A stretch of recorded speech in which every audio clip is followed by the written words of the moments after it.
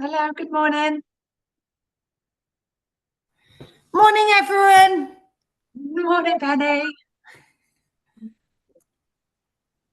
Here. That's, that's a nice bright voice and a bright face on a rainy day. Yeah, it gets really annoying in the morning, so I'm trying to tone it down a bit. I'm going to try again. Morning, everyone. Don't change, Penny, don't change. Right, thank you all for coming. Lovely to see some names that we know and some that we don't. Thank you very much for coming this morning for our webinar on culture and introducing our culture map, which some of you will have seen already. We've done a number of talks on this over the last couple of months. So the Insight Culture Map is a new um, takeaway really that we're giving to people to support them in their organizations with their culture journeys. So I'll talk a little bit more about that as we go through, but I'm hoping that you've had a chance to have a look at it. So we're going to have a look at that. Then we are going to have a bit of a discussion about any of your experiences around using it. I've put it in the chat. So I don't know whether so I might need to put that in again if you can't see that because I put it in before you arrived. I'm not sure whether it's available for that. So let me know if you can see that in the chat. And if not, I will add it in again. So we're going to go through the culture map, have a look at that, some of your experiences, or maybe trying to put it back, thinking about it for the first time. There we go, put it back in again. And so we're going to look at the culture map, and then we are going to kind of deep dive into one of the areas of the culture map, which is around purpose. And that's kind of really based around my experiences of working with groups and organizations around defining exactly what purpose is, what it's for, and how you define it for yourself and for others as well. So why we start with purpose, and then we're going to end with Gemma's going to give us a brief overview of some of the new thinking we've been doing around culture this year. It's been a real focus for us. So we have been thinking about how do we better support our clients around culture. So that is the plan. So it's lovely to see you. Feel free, it's very early in the morning, so if you don't want to have your camera on, that is absolutely fine. We might break out into a couple of discussion groups. So if you do want to bring yourself on camera, then that would be great. If you have any questions, please put them in the chat. Gemma's going to keep an eye on them and ask them at the end. But alternatively, if you've got questions as you go through, just stick your hand up. I'm really happy to take them as we go. And we will be done by 9:30 so that you can carry on striding into the rest of your day and whatever that might bring for you. Does that sound okay? Okay, so I'm going to share some slides.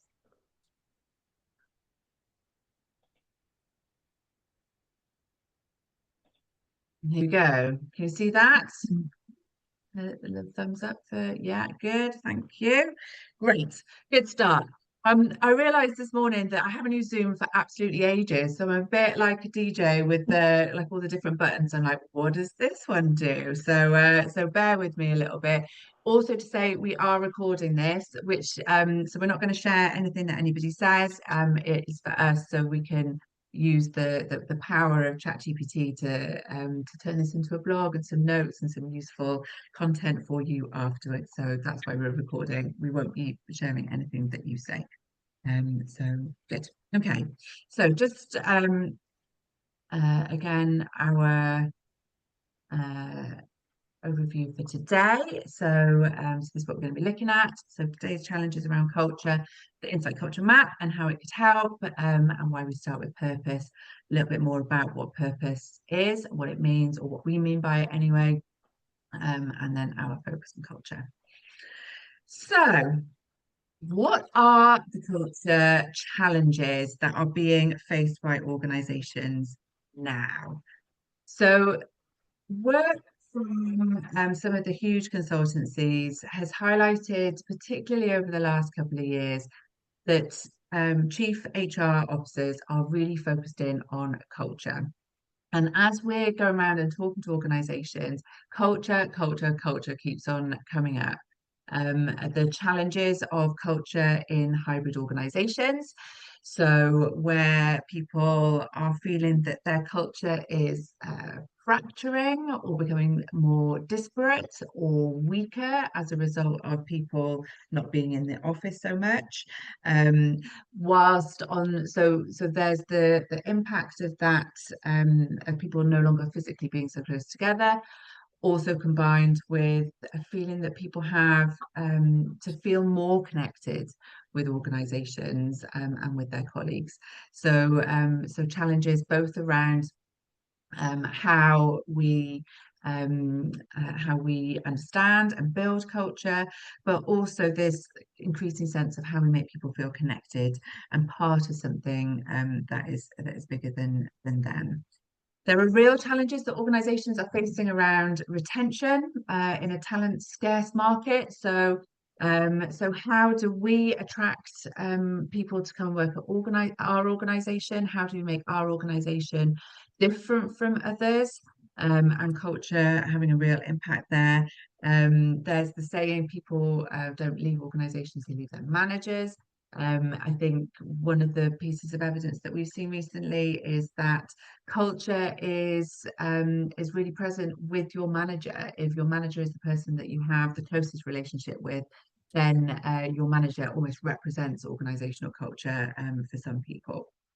So how do we use culture to support retention and recruitment? How do we articulate our culture in a way that is real? There's a gap sometimes between the culture that people are told about during recruitment processes, the culture that maybe they experience once they're in the organization. So how can organizations make that more aligned? There's a piece around the increasing use of AI and ethics. How do we make organizations continue to feel human in a world where AI is starting to do more of the legwork in organizations? So how can we make um, organizations still feel real, still feel human, despite an increasing use of AI? And also, how do we tie our use of AI into culture from an ethical perspective, from a values-led perspective? We've been looking at tools where organizations can use AI to support the support managers to communicate in a way that is culturally aligned. So it uses the behaviors, it uses the phrases that line up with the culture. But if you're always using that AI assistance to write your emails and make sure that they have the right tone, our managers also developing an understanding of what the culture is. So that whole piece around AI, the impact that that has on culture, how culture is used to support well-being and burnout. So I think particularly at the beginning of this year, we were really focused on overwhelm and just the sense that people are up here. And that is definitely still the case. I think particularly a lot of our clients are in the public sector, and there is in some of the organisations that we work in kind of a sense of fatigue, that there is just ever increasing change, ever increasing pressure, and that well-being is not supported as much as it could be, despite lots of great initiatives. People are not feeling like their well-being is as good as they would like it to be. And so, what is the role of culture within that? Then finally, a couple of final points. So there's this piece around culture supporting DEI. beyond tokenism. So I think particularly for organisations, which is felt less in the UK than it is in the US, but organisations where formal DEI policies and initiatives are getting less emphasis or even being taken away, how can culture be used to support DEI in a different way? And then finally, culture as a driver of performance. So we know that when people feel aligned with culture, where they feel that the culture of the organization fits who they are and supports them, that supports engagement, that supports work and discretionary effort, and that supports performance.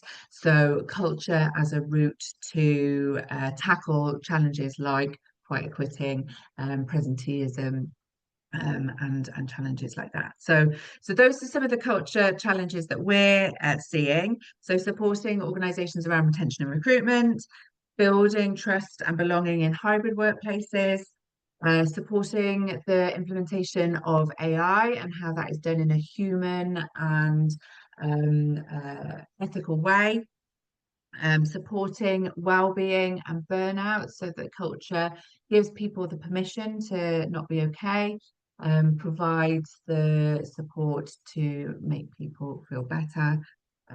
Culture as a support for DEI beyond tokenism, beyond policy, to make it an ingrained way of being in organizations. And finally, culture as a driver of performance through engagement, and belonging, and as a driver for agility and innovation and behaviours that organisations want to develop. So those are some of the things that we've been seeing. I wonder whether any of you are seeing anything else or anything different. Please feel free to unmute and contribute or put something in the chat. Is there anything different that you are seeing in your organisations? I wouldn't say anything different, but I think the fear of AI, particularly from some of the slightly older workforce who fear it will replace their jobs, not alleviate the strain, is something that we're personally seeing. Yeah, thanks, Penny. That's really interesting. And how, so the culture route through that could potentially be around being really clear, this is our culture, this is what we believe in, this is what's important. And so our use of AI will support that rather than be something different, something challenging. So yeah, thanks, Penny. Anything else that anyone else is seeing?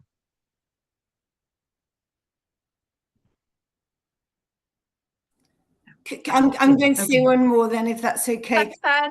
We met with Sir Charlie Mayfield, the ex-CEO of John Lewis, who's done this huge report into how to get people back into work because the rates of absenteeism is so huge.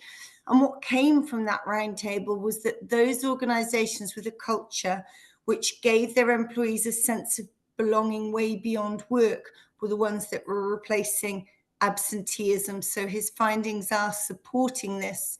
And he referenced the likes of Cadbury's who used to do this, but it became a little bit lost in HR policies and procedures.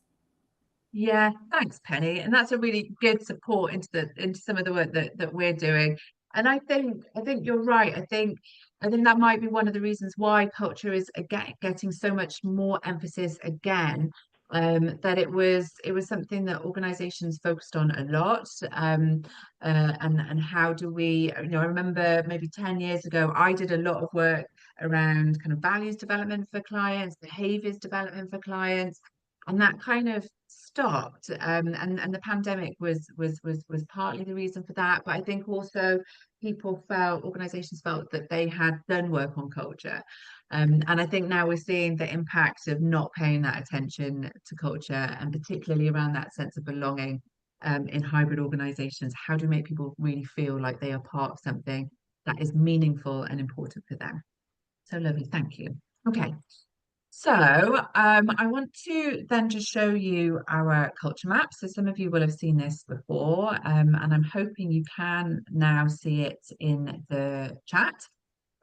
So we designed this earlier this year. It was kind of inspired by a number of requests that we'd had from clients around culture. And what I wanted to create was something that organizations could use themselves, or that managers could use themselves, or that teams could use themselves to start to think about where they focus their work on culture. Because culture is huge, it's everything in organizations.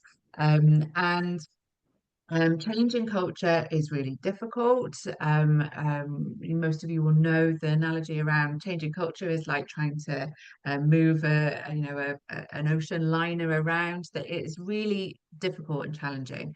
Culture change projects or programs can grow arms and legs. They can become all-encompassing. Culture change can also be a little bit like chaos theory, that you put an action in one place and something that you didn't expect happens somewhere else. So we wanted to put something in place for people to take away and use, to help them to think about the way that they would think about culture, some kind of almost step-by-step areas to focus on that we hoped that as they work through would help them to think about where they focus their attention. So essentially there are three different areas of it. The version that I put in the chat is a PDF, it's fillable, but if you're facilitating a session, you could turn this into big flip charts or however you wanted to do it. The first area is around, what are we here for? What is the purpose of this team or organization? What are the values? So what are the things that we believe in, the things that are important for us, the things that underpin our beliefs, our drivers? And finally, strategic priorities. So what is it that we are here to do now? What are the most important things that we as an organization need to do? So this is around really defining our purpose as an organization. And as I said, I will go into this a little bit more in depth, but that is a purpose that is meaningful, that's kind of transcendental, that is not just about our role, what we do. It's about why we do it, why it's important, the impact that we want to have, the positive impact that we want to have in the world. When I've been doing this with groups and I say, right, put your organization or your team's values in this session, you see them all on their phones looking up their organizational values. They're like, I know we've got some somewhere, I'm just going to write them in here. And actually, organizations quite often have two sets of values. So Edgar Schein, who is a culture expert and researcher, he talks about espoused culture versus actual culture. So your espoused culture is the culture that you have up on the walls. So the values that you have, developed through focus groups or however you've done them. And then your actual culture might be slightly different. So what we're looking for here is the actual culture rather than the culture that you would like to have. The second area then is around, what is your current culture? And we're looking at this in two key areas. So what are the strengths of your current culture and what are the challenges of your current culture? And these can often be two ends of the same spectrum. So the strength of your organization's culture might be that it's like a family. We support each other, we have each other's backs, we can say anything to each other, we support each other through thick and thin. That can also sometimes be a challenge in culture. So we can say anything to each other. Sometimes we fight like siblings. It can be the flip side of that. Sometimes we have no filter in what we say because we are a family, and that's the way families can operate as well. Sometimes your strengths and your challenges will be quite different. So the strength of our culture is that we are really committed to the work that we do. The challenge of our culture might be then that it's not okay to say that we're not okay, because our strength is the bit that holds us together is that we work so hard. The challenge is that we aren't able to say when we're not okay, when we need some help, when we need a rest. So what we're looking at here are the strengths, bits you want to keep, the challenges, the bits you want to change. And then finally, looking to the future, the desired culture. And we've done this in two areas again. So what are the behaviors that we want to see? One of the biggest challenges that organizations have around culture is operationalizing it, making it real for people.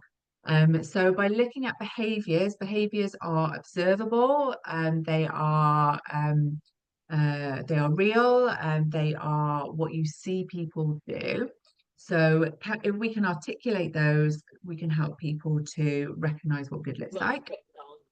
And the second area is around processes. So processes that align and support the culture that we want to create. Some evidence from Gartner recently suggested that actually, when you're looking at senior leadership and the impact that they have on culture, senior leaders role modeling the culture is important, but actually what is more important is senior leaders putting in place processes that enable everyone else to also live the culture. So you want to see senior leaders doing and behaving in the way that is aligned with the culture, but they also need to make sure that the processes align. So, for example, things like reward and recognition, are we rewarding the collaborative behavior that we want people to see? So by working through these three different areas, so what are we here for? What is the bigger picture? What does it mean? Why is it important? What do we believe in? What are we here to do? What is working and what's not working in the current culture, and the behaviours we want to see, the processes that need to align. By identifying these, we believe this will give you a sense of priority of where change might need to happen. Okay, so what I would like to do at this point, I'm going to stop sharing and I'm going to break you into, I'm going to say 3 groups. And I'd like to, within those groups, for you to maybe share some of the challenges that you're having in culture. Like, what are some of the things that you would like to change? If you've had a go at using the culture map, how has that worked or not? Or how might you see that working or not? And we'll just break out for kind of 10 minutes or so. Okay. So breakout rooms. Welcome back. I wonder if we could just get a little bit of a flavour of some of the discussion that you had. Has anyone used the culture map or tried it or thought about how they might use it? Judah, Gemma, I wonder if you could feedback from the groups that you were in.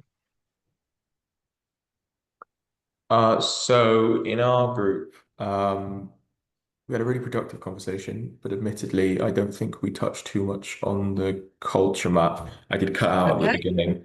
I don't think anyone had had the chance to use it, but I think there's definitely a pathway to be using it for everyone there.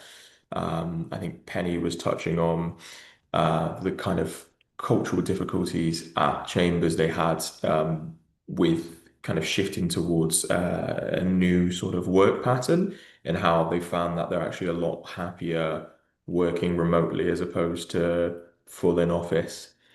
Mm, And Natalie was talking about her experience at the school as well, how post-COVID it's difficult for them in the education sector because parents are sort of valuing the time at school a bit less than they did pre-COVID. You said the numbers from 2018 to now, was it, Natalie? Yeah, Have we not still recovered? haven't recovered in terms of attendance for students, and we're constantly striving. 95% is ideal. That's still 10 days off out of 195 days in school, and it's really difficult. I think we hit something like 89.8 this year for attendance, and before COVID we were sort of 94 point something.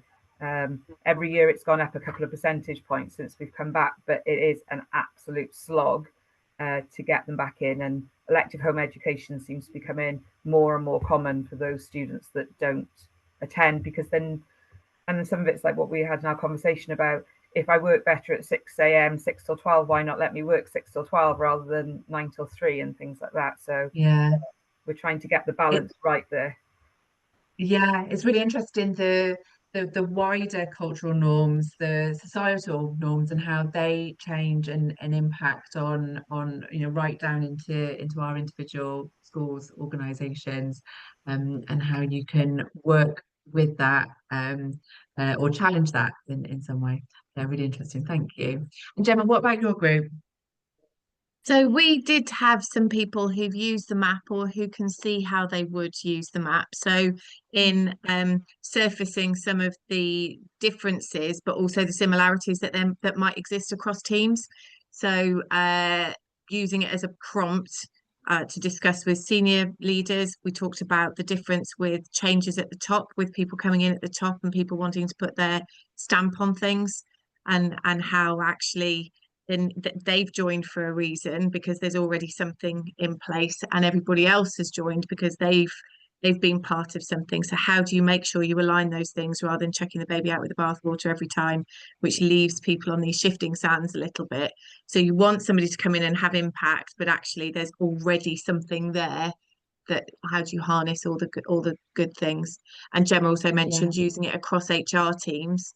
So where you might have little micro cultures, which happens in most organisations, how do you find the commonalities so that there's something that underpins the way you do it, even if the work that you do might be slightly different? Yeah, that was definitely one of the things that was in my mind as I was putting it together, was that as organisations become more disparate, that actually, you know, that microcultures are kind of crop up in different parts of the organisation, which is actually can be really useful, because if it supports that bit of the organisation to work in a better way and to be more engaged, more aligned, you know, that's in general is a good thing. But it's how do you keep that tied to the larger culture, so that the culture that you know, that is expressed in HR or in embedded HR teams in different parts of the organization, or in finance or in marketing, that they have their own flavors, but they're all part of the same wider, there's something that holds you together as a wider organization as well. So yeah, kind of multiple maps all kind of tied together in some way. So yeah, really interesting. Thank you. Okay, so I promised a kind of deeper dive then into purpose, and I suppose what we mean by purpose. So as I've been working with organisations, one of the key parts of lots of the programs that we have is around purpose. And developing what that is for individuals, for teams, to build the kind of sense of shared direction, shared meaning, and that holds people together, and for organizations more widely as well. As we're doing this, one of the things that I found is that it's both a very simple but a challenging task. So people are able to say the purpose of my role is to do X and Y. But getting to that deeper meaning is more challenging for people. So I wanted to kind of explore that a little bit, and hopefully, because I'm sure I'm preaching to the converted here in terms of how important people see purpose as being, to give you some evidence, some statistics, some tools to help you talk about it more widely in the organisation. So this quote from Dinger and Brady, the research that they found was that 70% of people define their own personal purpose through the work that they do. So most people see part of their personal purpose as being expressed through their work. So the impact that I want to have in the world is through the work that I do. So my work needs to be important, because that's part of how I see myself as being important and valuable, and the purpose that I have. 76% of employees crave a sense of purpose. So feel, when you ask them, they feel like that is important to them. 85% of people believe that they have an intuitive personal purpose, so they believe that they have a purpose that's important to them, but only about 65% of people feel that they're able to articulate it. So we have a role there to support people to do that. Almost everybody, the Harvard Business Review found in 2011, so 98% of people said that it was important that they had something bigger than themselves to focus on, that it was important to them that their lives were meaningful. So what do we mean by purpose? So it's a big word, as in this quote, but really it's about helping people to see their impact on others, helping them develop a story that does need to be true about why they love what they do. So it's not a marketing thing, it's not a branding thing. It has to be true, it has to be real, in order to have the impact that you want it to. So I've been doing some work this year. I've been on a course called The Neuroscience of Change, which my colleagues know has had a significant impact on me. I go join coaching sessions where I basically just cry. We've been dancing, we've been doing all sorts of things, all in the name of working out what helps us to change. And one of the things that has come from it, I'm not going to make us dance today, maybe at some future point, we never know. One of the things that has made a real difference to the way that I look at purpose is this work from Richard Boatzis and his theory of intentional change. So Richard Boatzis has been researching change for decades. So what makes sustained, lasting, deep, impactful change on a personal and organizational level. And the research that he has developed has essentially come through into this rather academic model. What he talks about is that in order to drive real change, people need to have a dream. It's the dream that drives change, not a goal, not a target. Both goals and targets can almost be disincentivizing to people. They can demotivate change if people feel that goal, that target is maybe not achievable, too much hard work, too difficult to achieve. So having targets and goals, this is what you need to do, can be less motivational for people than having a dream. He talks about the difference between the empathic network in our brain and the analytical network in our brain. Those two networks only can't work at the same time, only one or the other. So when we're being analytical and we're thinking about data, when we think about what we need to do, we're not engaging the empathic network. When we are engaged in the empathic network, we are not thinking about stats and data and analysing things. We are one or the other. And he also talks about the difference between the parasympathetic system within the brain, which is about rejuvenation, it's about growth, it's about rest, it's about rejuvenation. And the sympathetic system, which is about moving and going and doing things. And what we're tapping into here is that deeper sense of emotion, that deeper sense of who we are, and starting to look at this dream. So on here, the pluses and the minuses are where evidence is clear about the positive or negative impact towards each other. So having a dream has a positive impact on how we see our ideal self, which is what will drive us towards change. This is who I want to be. What has a negative impact on that sense of who I want to be is my ought self. So this is who I ought to be, and that is largely that is positively impacted by how others see us. So when we try to impose a sense of purpose or a future onto others, that ought self will have a negative impact on who they see themselves, who they want to be. Whereas having their own dream and being able to harness that through a sense of purpose will have a positive impact on their ideal self.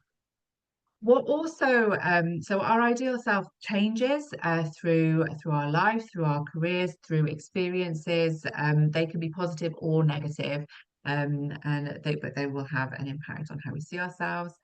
And there'll also be and that will then impact positively or negatively on our purpose, our sense of meaning, our calling, our values, and the way that we work, our operating principles, and our membership of groups. And that support ourselves, gives that sense of belonging. So they all have a positive impact on the development of our dream and of making that real. And then the final ingredient that has a positive impact is hope. So do I feel like I can make my dream real? Do I have that sense of hope that the future is going to be better? So when we are thinking about the importance of that sense of purpose, it is about people's individual dreams, and who they want to be and how we harness in on that. So I think this is one of the reasons why organizational culture change processes can sometimes have limited impact, where organizations, senior leaders potentially, are telling people what the purpose is, rather than it being tied into people's sense of who they really are. And the one of the things that I've learned through this course this year is that importance of being able to take time to dream, and to be in that empathic network rather than the analytic network. I think one of the things that, as an explanation for where I'm working with teams and they find it difficult to express their sense of purpose, is because we become very practiced at using our analytic network. That is quite often what is encouraged, or what is valued within the workplace. And that sense of purpose is really about that being able to harness that empathic network, being able to dream, being able to feel that sense of who we are, who we want to be, and pulling through our values, our calling, our identity, and who we want to be, who we aspire to be. So as we're developing a purpose for ourselves, and for organizations to feed into culture, being able to encourage people to access that dream is a really important place to start. And so what I wanted to do, just I'm not going to ask anybody to share, but just for a couple of minutes, if you want to switch your cameras off, then please do, is just to spend a couple of minutes dreaming, and having a think about what your dream is, and how, yeah, actually, I'm just going to stop it there, just to think about what your dream is, and just to spend a couple of minutes thinking about that, before we come back together, and I'm going to hand over to Gemma. So what's your dream? I'm not going to ask you to share, but maybe just write down a few reflections.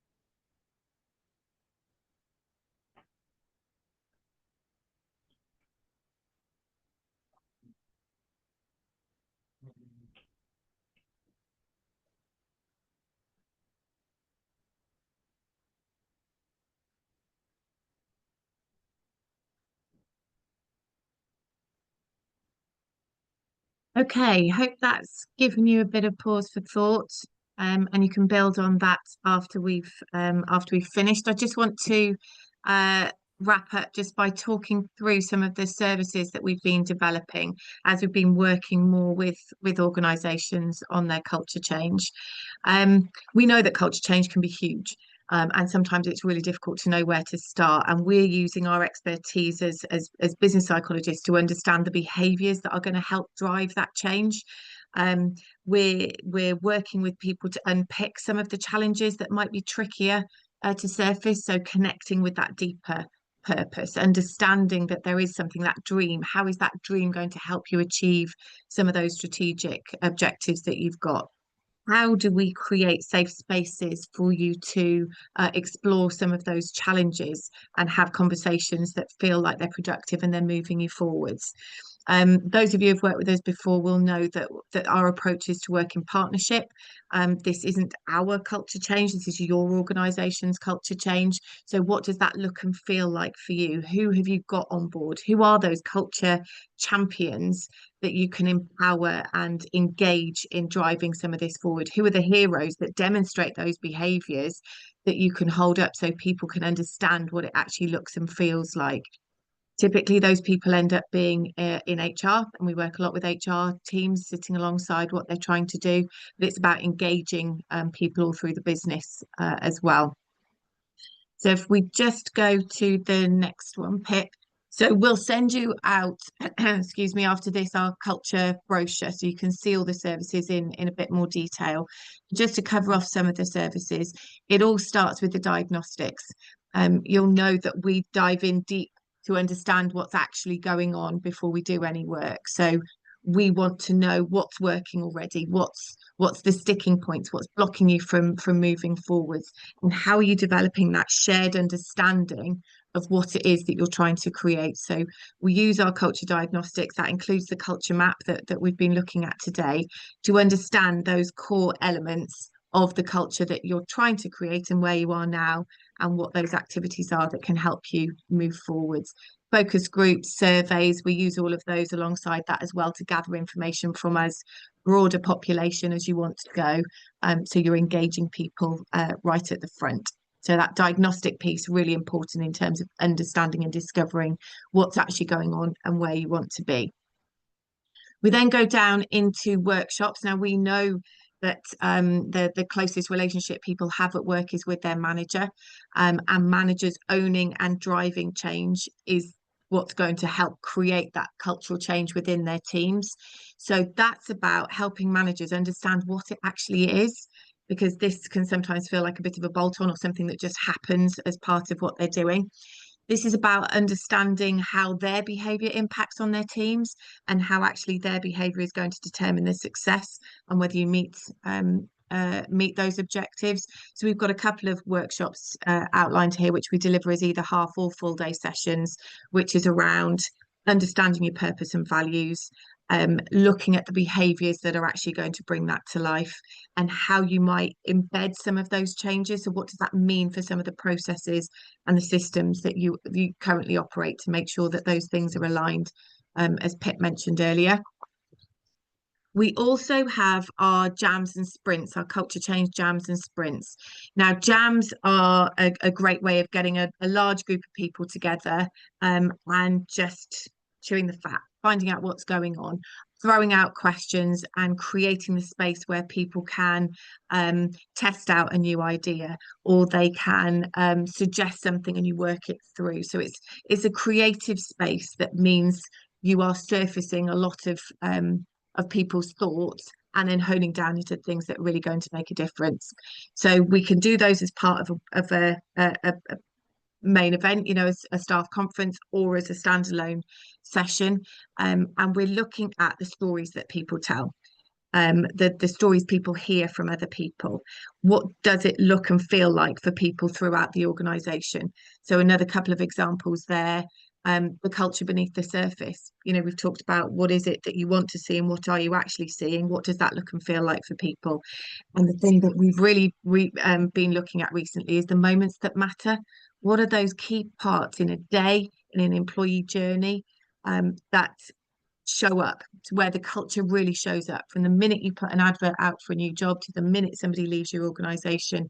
When are those cultural touch points really being seen and felt? And then your sprints are your culture sprints. So when you bring together your culture champions or those culture heroes or the people who are going to be leading those change, there's some really high impact sessions where you're getting results. So we tend to run a couple of those in quick succession so that you're maintaining momentum, and it's about making decisions and putting stuff into action. So what are you going to do? What's going to make a difference? And on to the next thing. So quickly, 2-3 hours, and then on to the next thing, so that you can go in and embed some of those things once you've put some time into thinking about what they are. And then lastly, we have got the culture change programs, of which a lot of our work will fit into this. This is about leadership development and team diagnostics. We use our leadership development programs can fit into here as well, in terms of helping people understand the behaviours that are going to help drive change. Always starts with that discovery phase, that diagnostic piece, and then we look at how we move through that circle. How are we helping you adapt and understand the behaviours that are going to drive change, and are your processes and systems and structures enabling people to do the things that you want them to do? How do you review it, and how do we move through? So it's really about where you are now and where you want to be and how you best work. And then maybe we can come in and help with an external perspective or with some views on what we're hearing and seeing to bring that perspective to help move you forward. So yeah, if you've got any questions on what that looks like or how that could be adapted or sit alongside some of the work that you're already doing, we'll be contacting you afterwards with the culture brochure. And then obviously you've got our details if you want to get in touch.